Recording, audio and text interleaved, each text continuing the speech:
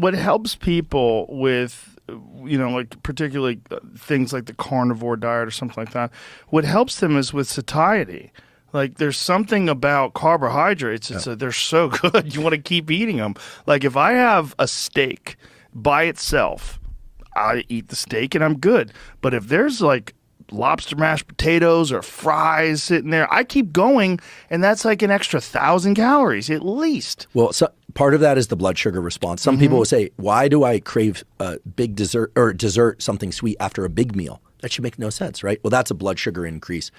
But the other reason is your gut has neurons in it. Those neurons signal to the dopamine centers in your brain. And those neurons are looking for basically three things. They want amino acids. We are basically amino acid foraging machines. Fatty acids, because fats are good for us too, and sugar. And when you get enough steak, you're getting enough amino acids and fatty acids, and that signal is sent to your brain, and a pathway shuts down that says, I need more.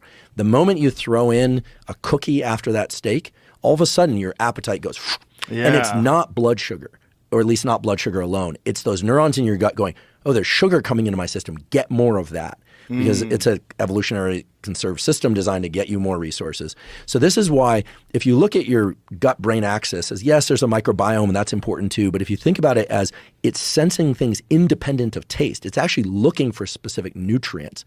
Then I think if people forage most for high-quality protein and high-quality fats, it's kind of obvious that that's the best way to build the basis of your diet. And then carbohydrates on a kind of as-needed basis. Right? If you're doing a lot of weight training, depleting glycogen, et cetera. So that's where I think there's a place for low or zero carbohydrate diets.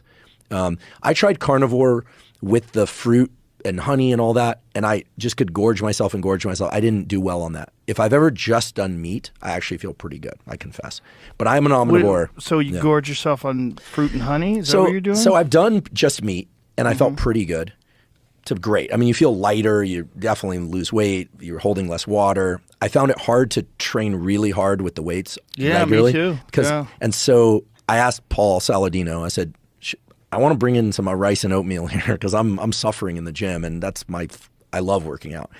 And he said, well, do fruit and honey in addition to that. So I added in fruit, non-pasteurized cheese and honey the way they do that. And sorry, Paul, for me, all it did was just send my appetite through the roof. I was just like gorging myself with cheese and fruit and meat all the time. I didn't feel well, and I still couldn't train well. So for me, what works best is mostly quality proteins and quality fats. And I eat a bit of butter and saturated fats, but also carbohydrates. Is there is there any evidence that rice is bad for you? No. So I judge things on, obviously on science, but also on how I feel after I eat them. And when I eat pasta, I feel like I ate a brick. I feel like I ate like paste. How much pasta are we talking? I eat a lot. Yeah. I'm a glutton. When I have rice, like say if I have like a steak and some rice, I eat the rice and I'll feel full. I feel good, but I do not feel like, I don't feel terrible. And it seems to give me energy for workouts.